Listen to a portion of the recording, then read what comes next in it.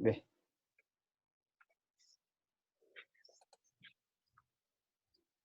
됐네요. 네. 네, 기도하고 시작하겠습니다. 하나님 감사합니다. 변함없이 또 세가정부 이렇게 온라인으로 모였습니다. 하나님, 서로 몸은 흩어져 있고 우리가 눈간을 마주하면 볼 수 없고 또 온라인 모임에 한계가 있지만 그래도 이렇게 모여서 하나님 말씀을 나누고 또 서로의 삶을 나누며 우리가 이 모임을 이어가고 있습니다. 우리에게 은혜 내려주시고 말씀하여 주시고 주님 연약한 우리들이지만 그 말씀을 붙잡고 살아갈 수 있도록 도와주시고 은혜 안에 거하는 삶이 얼마나 복된 삶인지를 기억하며 또 살아가는 또 오늘 하루와 또 한 주 되게 하여 주옵소서. 예수님 이름으로 기도합니다. 네. 네, 아멘. 앞부분에 지난주 좀 복습을 할게요. 앞에 조그만 그림이 보이는데 이게 무슨 그림이냐면 사도 바울이 아테네죠. 아테네에서 설교하는 사도행전 17장 그 장면을 그림으로 그린 겁니다. 그래서 오늘은 이 부분을 좀 중점적으로 살펴볼 예정입니다. 네. 지난주 복습을 좀 해볼게요. 네.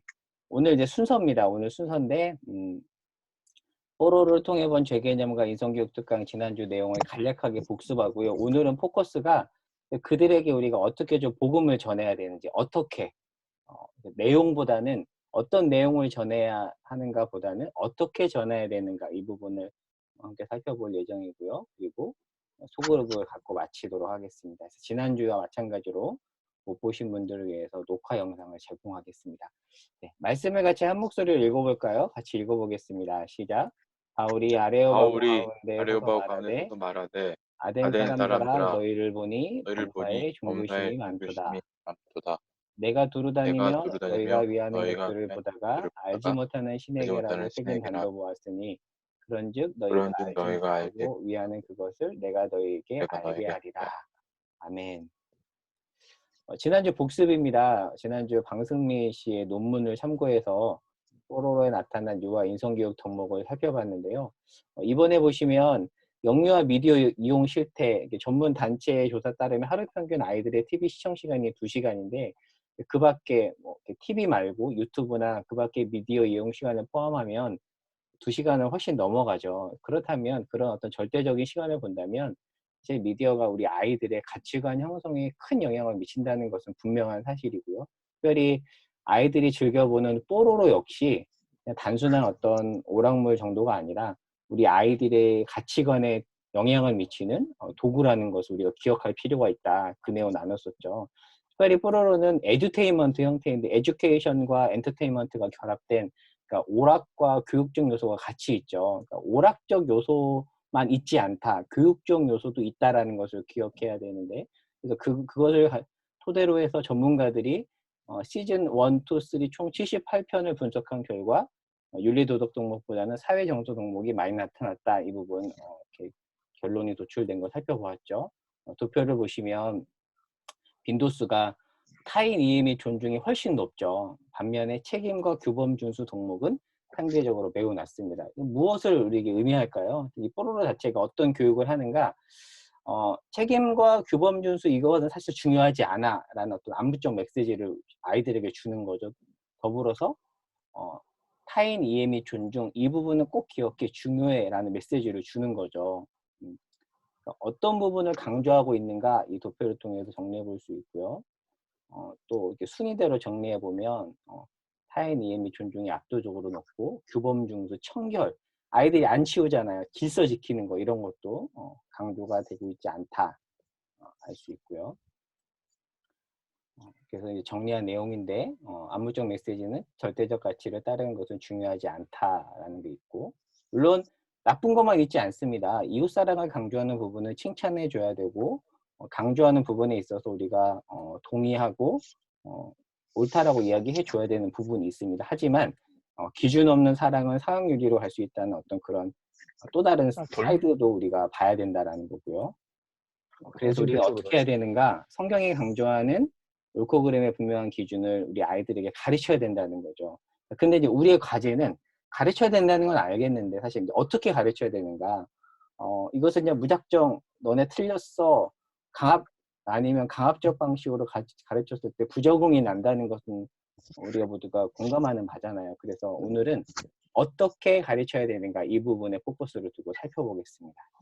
특별히 이 부분을 들어가면서 진 에드워드 비스라는 분의 책 내용을 가져왔는데요. 이런 좋은 책은 사실 절판됐어요. 그래서 구하기 어려운 책인데 참 인상 깊게 본 책입니다. 이 책에서 비스가 무슨 말을 하냐면 이런 말을 해요.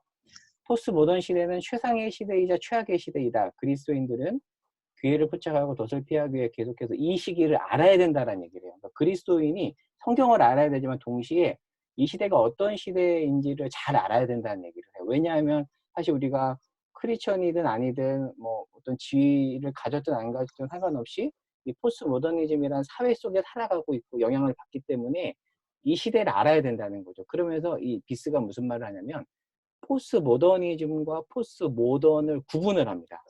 그러니까 포스트 모더니즘은 일종의 환원주의, 일종의 극단적 이데올로기라면 포스트 모던은 하나의 어떤 성향이다. 이 둘을 구분하자라는 이야기를 해요. 좀 더 가볼게요. 비슷한 얘기를 제임스 K. 스미스라는 분이 해요. 사실 기독교 철학자입니다. 칼빈 칼레이지의 기독교 철학자인데 누가 포스트 모더니즘을 두려워하는가라는 책을 이분이 냈는데 이 책은 기독교 서적으로 분류되기보다는 일반 서적으로 분류가 돼요. 이렇게 그림을 보시면 알겠지만 뭐 유명한 포스트 모더니즘 철학자들 나오죠. 뭐 라캉, 뭐 미셸 푸코 뭐 이런 사람들을 보면서 기독교가 너무 포스트 모더니즘을 두려워하는데 이 기독교 철학자는 두려워하지 말자고 해요. 그러면서 무슨 말을 하냐면 포스트 모던은 문화와 시대 상황과 연결하면 탈근대성이라 할 수 있고 포스트 모더니즘, 이즘이죠. 이즘이 붙었죠. 포스트 모더니즘은 철학 운동이라고 한다면 그 외에는 포스트 모더니즘적이지 않고 포스트 모던적일 수 있다는 말을 합니다. 이 부분이 좀 중요한 말인 것 같아요. 이게 무슨 말이냐면 그 외에는 이 시대 속에서 방법론적 면에서 포스트 모던적일 수 있다라는 얘기예요. 이게 보수적인 신학자거든요. 칼빈 계열의 보수적인 신학자예요. 이런 말을 합니다. 그러면서 하나의 예시로 드는 게 일종의 러닝이라고 들어보셨죠? 이렇게 교육 쪽에 계신 분 알겠지만 어떤 교육 방법에 있어서 티칭보다는 러닝으로 가야 된다. 그래서 이제 저도 아이들하고 부서에서 수련회 하면 도입하는 방식이 일종의 액션 러닝이라고 활동을 통해서 제가 직접적으로 가르치기보다는 아이들이 이렇게 활동을 통해서 습득하는 액션 러닝 그런 방법을 취하는데 사실 이런 방식들은 포스트 모던적 방식일 수 있습니다. 그러니까 교회가 포스트 모더니즘이 추구하는 철학 방식을 따라가지 않되 포스트 모던적인 방법론을 사용한다면 포스트 모던 세대에게 유용하다라는 이런 말을 해요. 참 의미 있는 말이죠. 그래서 사실 이런 것들이 하나 예시입니다. 거꾸로 교실 혹시 예전에 KBS 다큐멘터리 이거 보신 분 계실지 모르겠어요. 뭐 거꾸로 교실 방식들 옛날에 어떤 선생님들이 일방적으로 수업하는 그런 방식이 아니라 아이들을 참여시키고 아이들이 직접 해보게 하는 어떤 이런 방식들이 요즘 교육에서는 많이 도입되는데 이런 것들을 우리가 다음 세대에게 복음을 전할 때 이런 방법들을 사용할 수 있다는 얘기입니다. 자, 그런데 이 내용을 성경에 나오는 내용을 중심으로 한번 살펴볼게요. 한번 쭉쭉 넘어가면서 살펴볼 텐데요. 상당히 재밌습니다. 이 사도행전 17장의 아덴 설교는 굉장히 재미있는 내용이에요. 한번 들어가 볼게요. 먼저 도입부에서 칼뱅의 기독교 강요 1권 3장 제목을 가져와 봤는데 칼뱅이 이런 말을 해요. 우리 마음속에는 종교의 씨앗이 심겨있다. 여기서 말하는 우리는 기독교인만을 말하지 않습니다. 그러니까 모든 인간, 어떤 번역본은 자연인이라는 어떤 단어를 써요. 자연인의 마음속에는 종교의 씨앗이 심겨있다. 지금 무슨 말이냐면 종교를 막론하고 인간이라면 마음속에 어떤 신에 대한 갈망이 있다라는 거죠. 근데 이것을 이제 독일어로는 제가 독일어 할 줄 몰라요. 다 까먹어서 고등학교 때 배우긴 했는데 젠주트라고 한대요. 목마른 갈망을 의미하고 신의식이라고도 표현할 수 있고요. 리차드 마우가 쓴 왜곡된 진리라는 책에서는 희망과 두려움이라는 단어를 쓰고 그 숙명여대에서 국문학을 가르치시는 김은교 교수님은 이건 크리스찬이시거든요. 수문신이라는 단어를 쓰더라고요. 비슷한 단어인 것 같습니다. 밑에 제가 길버트 키 세스터턴의 단어를 가져왔는데 C.S. 루이스의 사상에 굉장히 많은 영향을 끼쳤던 분이죠. 이분이 이런 말을 해요. 사실은 제가 완곡하게 표현했는데 노골적으로 쓰면 이런 말을 합니다. 사창가의 문을 두드리는 남자는 사실 하나님을 찾고 있다. 그러니까 그 행동을 옹호한다는 말이 아니라 그런 어떤 행동을 하는 이면에는 뭔가 이렇게 갈급함이 있다는 거죠. 근데 그 갈급함을 가지고 결국 잘못된 걸 추구한 거긴 하지만 그 행동 이면에 있는 어떤 목마름을 일단 읽은 거죠. 체스터턴은. 인간이라면 누구나 이게 있다라는 겁니다. 근데 놀랍게도 사도행전 10장에서 아덴 설교에서는 사도 바울이 이 접근을 사용합니다. 종교의 씨앗이 인간에게 있음을 알고 아덴 사람에게 접근하는데, 잘 아시다시피 아덴은 어떤 지역이죠? 아테네잖아요. 그리스 철학자들이 많이 모여있는, 기존에 사도 바울이 복음을 전했던 다른 곳과는 상당히 좀 차이가 있는 그런 곳입니다. 자, 이곳에서 사도 바울이 어떻게 설교했는가? 먼저 사도행전 17장 18절에 가면 설교 대상자들에 대해서 이렇게 얘기해요. 에피쿠로스와 스토아 철학자들이라고. 이들에게 사도 바울이 뭔가를 전하는데, 그들이 어디 모여 있었냐면 아레오바구 광장에 모여 있었습니다.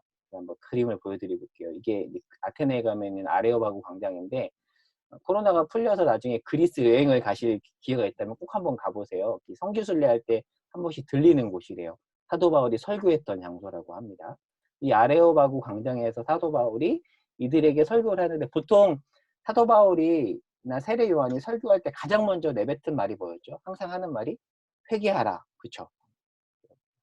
회개하라. 천국이 가까웠다. 이런 식의 말을 하는데, 이 사람들에게는 그 말을 하지 않습니다. 가장 먼저 내뱉은 말이 뭐냐면 이런 말을 해요. 너희는 범사에 종교심이 많구나. 이 말을 해요. NIV에서는 You are very religious라고 하거든요. 종교심이 있다. 헬라어로는 네이시 다이몬, 신을 두려워한다, 신을 경외하다, 또 다르게 번역하면 미신적이다. 이 사람들 마음 안에 있는 어떤 종교적 갈급함을 먼저 읽은 거죠. 회개하라고 하기 전에. 다음 것인데요. 자, 근데 인간은 어떻죠? 인간의 마음속에 있는 그 종교심을 가지고 하나님을 찾기보다는 우상 숭배로 가잖아요. 왜 그런가? 칼뱅은 여기에 대해서 죄 때문이다라는 얘기를 해요. 그러니까 우리가 또 해와 달을 보면서도 우리 크리스찬들은 거기서 그것을 만드시고 섭리하시는 하나님을 보지만, 일반 자연인들은 거기서 하나님을 보기보다는 다른 것을 보죠. 왜 그런가? 죄 때문이다라는 얘기를 합니다. 다른 신들을 섬기는 이면에는 사실은 종교의 씨앗이 있는 거예요. 근데 문제는 유일신 GOD를 찾는 것으로 가지 않고 그러니까 하나님이 아닌 것들을 찾는 것으로 갔다라는 거죠. 앞부분에서 얘기했지만 왜 그런가? 죄 때문이다. 이 부분 한번 나중에 이 컷을 확인하시고 보시면 될 것 같고요. 다음 페이지로 가면 이제 정리한 건데요. 바울의 아덴 설교의 독특함은 복음을 전하긴 전해요. 그런데 방법이 상당히 다릅니다. 무엇과 비교를 해볼 필요가 있냐면 유대인을 대상으로 설교할 때와 비교해 보면 아주 이 방법들에 숨겨져 있는 어떤 원리들을 캐치해낼 수 있습니다. 아까 말씀드린 것처럼 사도 바울이 유대인 대상으로 설교할 때는 가장 먼저 회개하라, 아니면 예수는 그리스도다. 그러니까 내가 전하는 그 예수가 바로 너희가 구약에서 접했던 그 메시아다라는 얘기를 해요.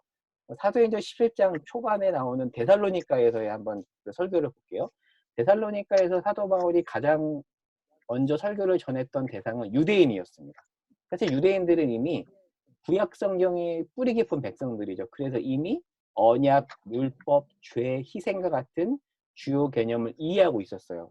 그 이해 위에 사도 바울이 복음을 전합니다. 그러다 보니까 회개해라, 예수는 그리스도라는 그런 내용이 나오겠죠. 사실 유대인들은 율법을 소유하고 있다라는 장점이 있었어요. 근데 물론 그 약도만 있다고 해서 다 진짜 어떤 하나님이나 예수님을 찾는 것으로 가지 않죠. 하지만 유대인들에게 있어서 장점은 약도를 가지고 있다라는 것만큼은 그들의 일종의 장점이라고 볼 수 있습니다. 하지만 그 아덴에서 이방인들은 그 율법에 대한 개념이 거의 없었잖아요. 물론 자연법에 대한 개념은 있었겠지만 구약에서 말하는 언약, 죄, 희생과 같은 개념은 몰랐어요. 그러다 보니까 사도 바울이 접근 방법을 다르게 한다라는 거죠. 어떻게 하는가? 아까 말했던 것처럼 22절에 너희는 종교심이 많구나. 근데 너희들은 그 종교심으로 잘못된 것을 하고 있어. 모르는 신을 섬기고 있어. 일종의 이제 공감하면서 들어가는 거죠. 그러니까 약간 이런 겁니다. 제가 목사인데 하나님을 전혀 모르는 누군가에게 다가가서 처음부터 너네 회개해! 이렇게 하면 안 되잖아요. 여러분 갈급하시죠? 근데 여러분의 그 갈급함을 가지고 여러분들은 잘못된 걸 하고 있어요. 근데 이렇게 접근한다는 거죠.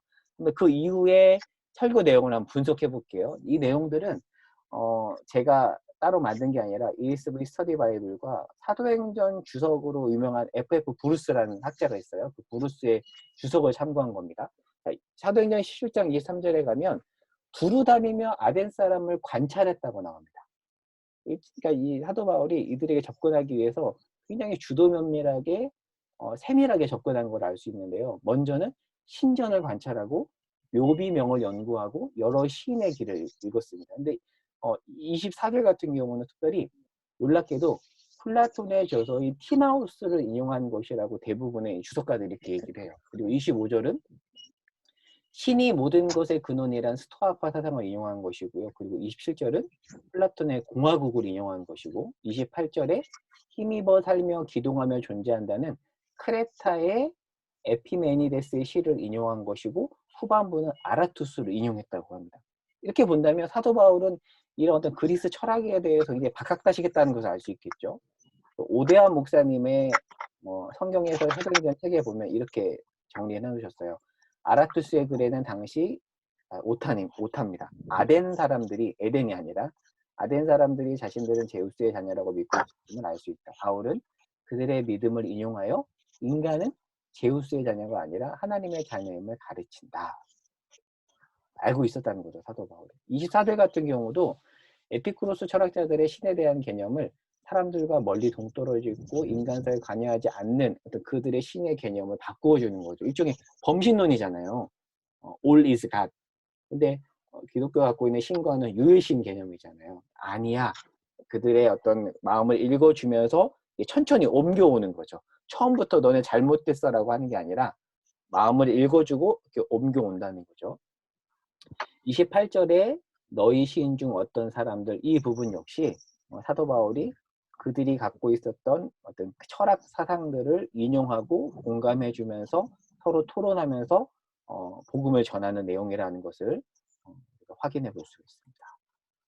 28절 같은 경우도 그래요. 우리가 그를 힘입어 살며 기동하며 존재하는 일, 앞부분에서도 제가 적어놨죠. 크레타, 그 크레타 섬은 그 디도가 목회했던 그레데 섬입니다. 그레데 섬. 그레데의 신 에피메니데스가 그에 이어서 크레티카에서 말하는 것이고, 우리가 그의 소생이라고 한 이 부분은 길리기아의 스토아 신 아라토스의 저서 현상에서, 또한 클레안테스의 저서 제우스 창가에서 인용한 것이라고.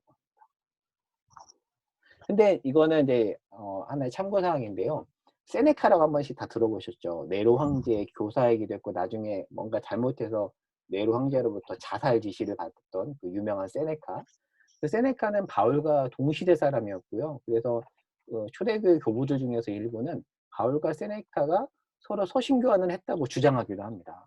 좀 추측이긴 하지만. 근데 참 재미있는 사실이 뭐냐면 사도행전 18장 12절에 가면 아가야 지역, 그러니까 고린도가 속해 있던 아가야 지역의 총독으로 부임하는 사람이 갈리오잖아요. 근데 이 갈리오는 실제 역사 기록에 따르면 세네카의 친형이었습니다. 실제 이건 역사적 팩트예요. 그러다 보니까 이 바울과 세네카가 실제로 교류를 했을 것이라고 보는 거죠. 이렇게 본다면 사도 바울은 또 구약이나 성경에 대해서도 능통했을 뿐만 아니라 또 이런 그리스 철학이나 당시 학문에 대해서도 굉장히 능통했을 거라는 거죠. 근데 바울뿐만 아니라 종교개혁자인 장칼뱅도 그렇습니다. 장칼뱅이 기독교 강요를 쓰기 전에 가장 먼저 쓴 책이 뭐냐면 세네카의 관용론에 대한 주석서, 커멘터리를 가장 먼저 썼습니다. 그러니까 이 칼뱅이 신학자이지만 인문학자였다는 것을 알 수가 있죠. 그 밑에 참고 부분을 한번 눈으로 살짝 한번 읽어보시고요. 이게 무슨 그림인지 아세요? 네로와 세네카입니다. 세네카가 네로의 교사였으니까 이태리나 이런 데 가면 볼 수 있는 유명한 그림이고요. 정리를 해보겠습니다. 정리해볼게요. 약도를 가지고 있어도 볼 수 있는 눈이 있어야 하죠. 그러니까 유대인들은 약도를 가지고 있었잖아요. 약도를 가지고 있다는 장점은 있었지만 볼 수 있는 눈이 사실은 없었죠. 하지만 약도를 가지고 있었던 것만큼은 분명합니다. 예수님께서 바리새인들을 향해서 회개하라고 하는 것은 이미 그들이 약도를 가지고 있음을 전제로 하는 거죠. 예수님께서 이들에게 구약에서 말한 어린 양 희생제물이라고 하면 알아듣지만 이방인들은 그런 말을 하면 알아듣지 못하잖아요. 그렇죠? 2번입니다. 바울은 아덴에서 궁극적으로 같은 말을 하는 겁니다. 사실 복음을 전한 겁니다. 하지만 접근 방법이 달랐습니다. 그들 안에 있는 인간이라면 누구나 있는 신인식으로 접근을 했고 더불어 그들 문화에 대한 아주 깊은 이해가 있었다는 거죠. 평가입니다. 바울은 아덴에서 다른 지역과 달리 먼저 회개하라고 하지 않았고 조용히 돌아다녔죠. 근데 그 사도행전 17장 한번 나중에 읽어보세요. 회심자가 소수였고요. 다른 지역과 달리 아덴에서는 교회가 세워졌다는 기록은 없어요. 뭐 고린도나 데살로니카 이런 데서는 다 교회가 세워졌잖아요. 근데 아덴 교회는 못 들어오셨죠. 그러니까 아덴에서는 교회가 생성되진 않았습니다. 그만큼 영향력이 좀 덜했다는 거고 복음을 전하기가 척박한 곳이었다는 건데, 그런데 성경을 읽어보면 알겠지만 회심자가 있긴 있었습니다. 복음의 씨앗이 뿌려지긴 한 거죠. 열매가 있었습니다. 쉽진 않았지만 열매가 있었다는 거고요. 다음 페이지 보면, 자, 이제 우리 시대와 연결해 보겠습니다. 포스트 모던 시대인 다음 세대, 기준을 인정하지 않습니다. 이 시대는 상대주의, 구성주의, 뭐 구성, 진리라는 것은 구성되어 있다라고 믿는 것을 구성주의라고 하잖아요. 우리가 성경에서 회개하라고 할 때는 기준을 전제하는 건데, 기준을 인정하지 않는 어떤 뽀로로 세대나 청소년들에게 그런 설명 없이 너네 죄인이야, 그렇게 예수 믿어라고 하면 반발한다는 거죠. 그러지 않을까요? 사실 성인 예배 때 성인 청중들한테 여러분 죄인이에요라고 하면 대부분의 성인 청중들은 죄책감을 느끼고 받아들이잖아요. 근데 아이들에게 그런 말을 하면요, 아이들은 대부분 그래요. 뭐가 죄인데? 왜 저래? 왜 소리쳐? 이런다는 거죠. 어떤 분위기가 다르기 때문입니다. 우리는 어떻게 해야 되는가? 복음은 맞는 말이지만 접근 방법을 다르게 해야 된다는 거죠. 어떻게 해요? 먼저는 그들 안에 있는 희망과 두려움을 읽어줄 필요가 있다는 거죠. 저는 사실 누군가를 만날 때 이 부분을 굉장히 염두에 두는 편이거든요. 그래서 누군가를 만나서 대화할 때 그 사람의 이면에 이렇게 겉으로 드러나는 것을 보기 전에 그 말과 행동 이면에 있는 일종의 희망과 두려움, 신인식을 먼저 읽으려고 해요. 뭔가 공허하니까 그렇구나. 그럼 어떻게 해야 될까? 처음에 공감해 주는 거죠. 답을 정해주기보다는 공감해 주는 이런 태도가 필요하다는 거죠. 그래서 마이클 고인, 우리 교회 추천도서였던 세계가는 이야기다의 저자기도 하죠. 이 마이클 고인은 무슨 말을 하냐면 소비주의도 우상이다라는 말을 해요. 소비주의. 고인의 말을 한번 들어볼까요? 포스트모더니즘에서는 우리 삶에 있어서 궁극적 의미는 존재하지 않는다여 삶의 의미를 잃어버렸다. 잃어버린 삶의 의미의 빈자리에 소비주의는 상품과 새로운 경험을 집어넣는다. 그런데 그와 같은 것을 채울 수 있는 물품과 경험들을 글로벌화를 통해 채워줄 수 있다. 한 가지 분명하게 말씀드릴 수 있는 건 소비주의야말로 서구 사회에서 가장 큰 우상 숭배적 종교적 스피릿이라는 것이다. 이런 말을 해요. 그러니까 사실 마음이 공허하면 쇼핑하고 싶잖아요. 혹시 그런 분들 안 계세요? 이게 공허할 때 이렇게 쇼핑몰 방송을 본거나 아니면 이렇게 쇼핑 목록을 보면 뭔가 공허함이 채워지는 그런 게 사실 있잖아요. 그러니까 그런 행동을 이 마이클 고인이 무조건 부탁하기 전에 그 이면에 있는 현대인들의 공허한 마음을 읽은 거죠. 그러니까 그런 이들을 향해서 여러분은 쇼핑 중독자의 쇼퍼홀릭이요라고 이렇게 비판하기 전에 왜 그들이 공허한가? 이것을 마이클 고인의 일자라는 거죠. 접근 방법이 다른 거죠. 21세기의 C.S. 루이스라 평가를 받는 팀 켈러가 쓴 센터 처치, 팀 켈러의 목회 철학에 다 녹여 있는 굉장히 두꺼운 책이거든요. 그 책에서 앞에 했던 내용들, 제가 앞에서 정리했던 내용들을 그대로 이야기합니다. 한번 스킵해 가면서 읽어볼게요. 이렇게 평가를 해요. 예전 미국인들의 사고방식은 대부분 기독교화되어 있었다. 그들은 대개 인격적 하나님, 천국과 지옥의 존재, 도덕적 권위와 심판의 개념을 믿고 있었고 윤리를 이해하고 있었다. 그래서 이들에게 죄를 책망하고 구속의 필요성을 전했을 때 잘 받아들였다는 거죠. 그런데 이제 지금의 미국인들은 달라졌다는 겁니다. 달라졌다는 거죠. 그럼 어떻게 해야 되는가? 달라진 이 세대들에게 어떻게 해야 되는가? 다음 것으로 가볼게요. 복음주의적 계시는 흔히 우리가 하나님께 죄를 지었다는 것과 그 죄를 위해 구세주가 돌아가셨고 그 구세주를 믿어야 한다는 점을 이야기한다. 이 단순한 소통법은 이들이 하나님과 죄에 대해서 전달자와 동일한 본질적 이해를 가지고 있음을 가정하지만 그러나 점점 더 많은 비그리스도인들이 인생에 대한 전혀 다른 관점을 갖고 살아서 방금 말한 것의 상당 부분을 이해하지 못하며 심지어는 그런 이야기에 분노하게 된다면 어떻게 할 것인가? 뽀로로 얘기랑 똑같은 거죠. 그쵸? 다르다는 거죠. 이해가 다르기 때문에 그들을 향해서 "이거 잘못됐어."라고 말하면 분노한다라는 겁니다. 만일 사람들이 하나님 진리, 옳고 그름, 자유, 덕, 죄에 대해 전혀 다른 이해를 갖고 있다면 어떻게 할 것인가? 어, 네 번째 줄로 가볼게요. 이는 수십 년 동안 세상의 많은 지역에서 교회들이 마주해온 현실이었다. 인도, 이란, 일본과 같은 곳에서 말이다. 이런 환경에서 전도는 긴 과정을 수반한다는 거죠.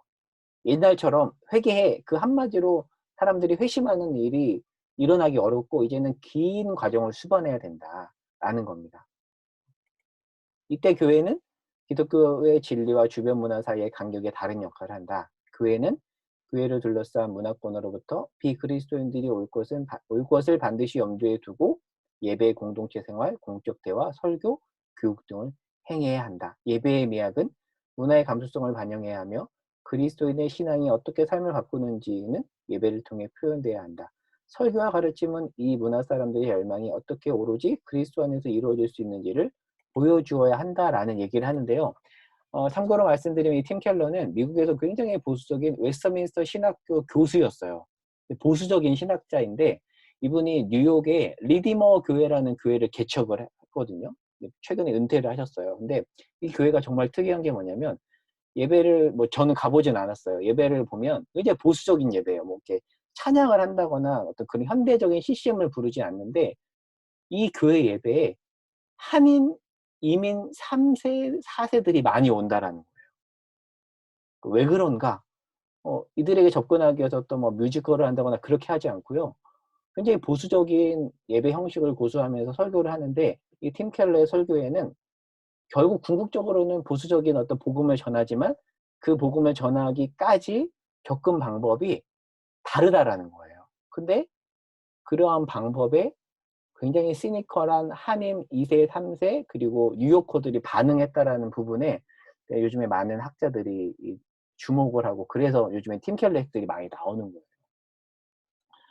한 사례를 볼게요. C.S. 루이스의 순전한 기독교도 이런 방식을 굉장히 잘 활용한 예입니다. 우리가 몇 주 전에 순전한 기독교 일부 일장 살펴봤잖아요. 그 접근 방법을 보고 놀라셨죠. 근데 재미있는 게요.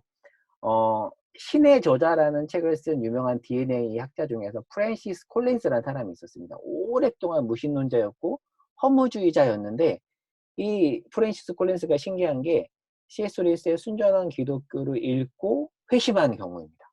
신기하죠. 저는 이런 게 신기하더라고요. 사람이 책을 읽다가도 하나님을 만나더라고요. 물론 이러한 접근 방법에 대해서 학자들마다 좀 이견이 있습니다. 마틴 로이드 존스 같이 굉장히 보수적인 사람은 이런 식의 접근에 대해서 조금 비판했어요. 근데 뭐 알리스터 맥그라스나 존 스토트 같은 분은 이런 접근법에 대해서 굉장히 옹호하는 편입니다. 근데 분명한 것은 이러한 접근법을 통해서 회심한 케이스가 많다라는 거예요. 한번 기회가 되면 읽어보세요. 신의 언어라고 해서 김영사에서 나온 일반 책입니다. 이 프랜시스 콜린스가 유전자 지도에서 또 신의 존재를 발견하고 어떻게 뭐 회심했는지 그런 내용을 담은 그런 책인데 뉴욕타임스에서도 베스트셀러였대요. 참고로 저는 아직 읽어보지 못했습니다. 그냥 소개만 받았고 읽어보진 않았는데 누가 한번 읽어보시고 소감을 나중에 나눠보셔도 좋을 것 같습니다. 이거 혹시 나중에 나 꼭 읽어보겠다 뭐 그런 생각을 하시면 혹시 있을까요? 네. 홍수창이요. 네. 송시영 이제는 나가신 것 네, 같은데 읽을 것 지금. 같아요. 네, 읽을 것 같아요. 네. 이제 정리하는 글이에요. 자, 읽어볼게요. 바울이 인용하는 권위들은 청중에 따라 달라진다. 팀 켈러의 말입니다. 성경을 믿는 신자들에게는 성경과 세례 요한을 인용한다. 그런데 이방인들에게는 일반 계시와 위대한 창조 세계로부터 논증을 시작한다. 복음 제시에 있어서 성경의 내용도 청중에 따라서 다양하다. 바울은 다양한 진리들을 소개하는 순서와 신학적 강조점들을 다양하게 적용한다. 유대인들이나 하나님을 여기서 하나님을 경외하는 이들이 누군지 아시죠? 그 성경에 God fearer라고 하잖아요. 대표적인 인물이 고넬료죠. 그러니까 유대인하고 하나님을 경외하는 자는 뭐가 다르냐면, 어, 여기서 말하는 유대인들은 태생부터 유대인이고요. 하나님을 경외하는 자들은 이방인인데 유대교로 개종을 했지만 할례는 행하지 않은 자들을 보통 하나님을 경외하는 자라고 불러요. God fearer라고 하죠.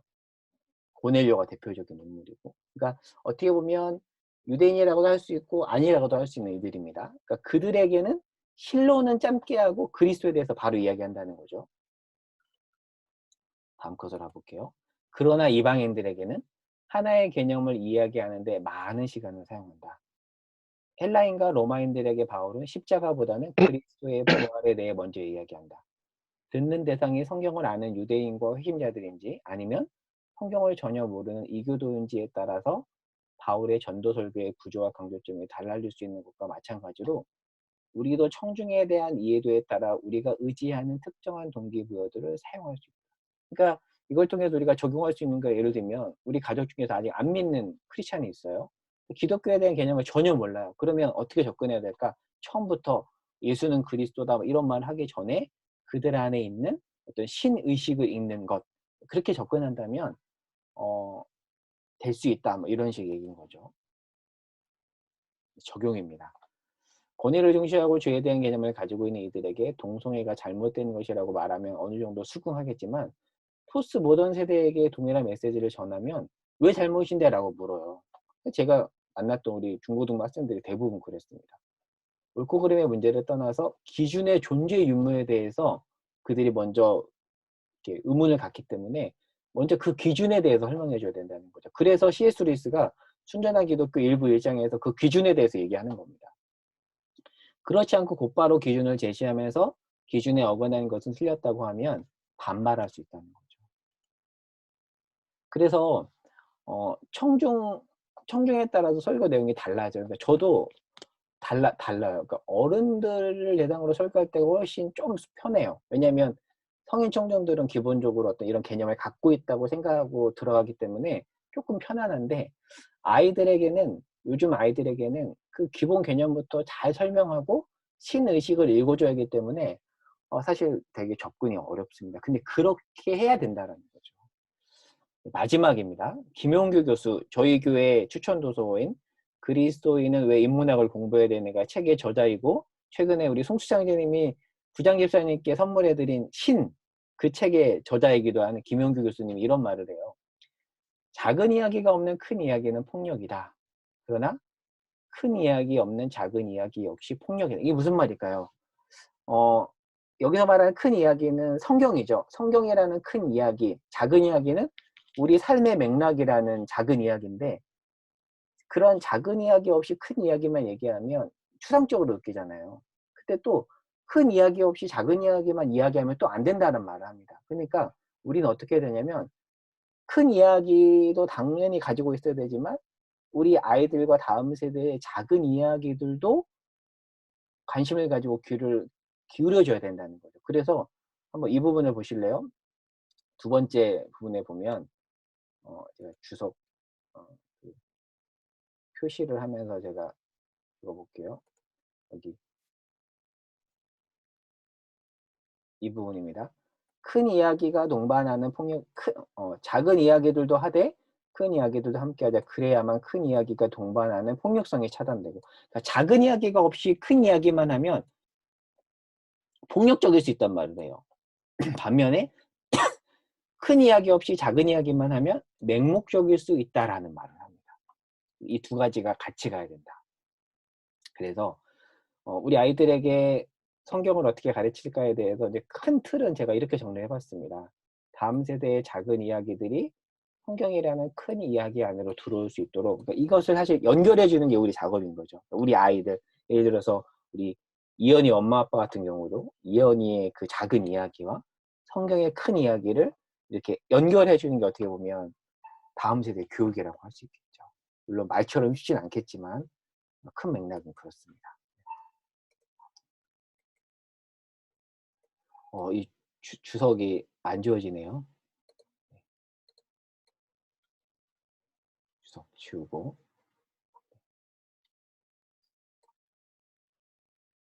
적용 및 소그룹 질문. 오늘 내용이 되게 많았는데 제가 30분 안에 끝낸다고 했잖아요. 근데 진짜 30분 안에 끝냈습니다. 적용 및 소그룹 질문입니다. 두 가지인데, 첫 번째, 우리 주변에 있는 포스트 모던 세대에게 어떻게, 여기 방점이 있습니다. 어떻게 복음을 전할 수 있을지 한번 구체적으로 생각해보고 나눠봤으면 좋겠어요. 누구에게, 어떻게 어떤 내용을 어느 정도의 시간을 가지고 전할까 해서 오늘 내용을 가지고 한번 주변에 한 사람 정해서 꼭 시간을 내서 단기적인 계획을 가지고 복음을 이렇게 전하기 위한 기도 그리고 좀 계획을 한번 세워 보시면 좋겠다고 생각되고요.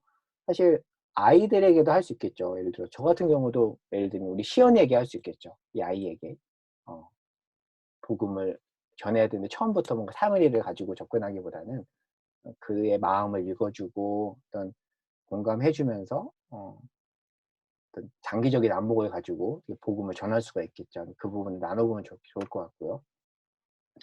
그리고 오늘 강의를 듣고 복음을 전할 대상자를 정하고 오타입니다. 정하고 그를 위해 기도하며 복음을 전할 준비를 하고 때가 되면 꼭 복음을 전해 봅시다. 오늘 소급에서는 이 대상에 관해서도 함께 나누면 좋겠고요. 그리고 더불어서 오늘 내용을 통해서 뭐 새롭게 깨달은 점이나 질문 같은 것도 있으면 함께 나눠보면 좋겠습니다. 네. 네. 아, 여기까지 하고요. 네. 돌아가 보겠습니다. 네. 오늘 6분이 접속을 했는데요. 네. 인원수로 따지면 인원이 더 되죠. 네. 오늘은 다 같이 모여도 될 것 같아요. 네.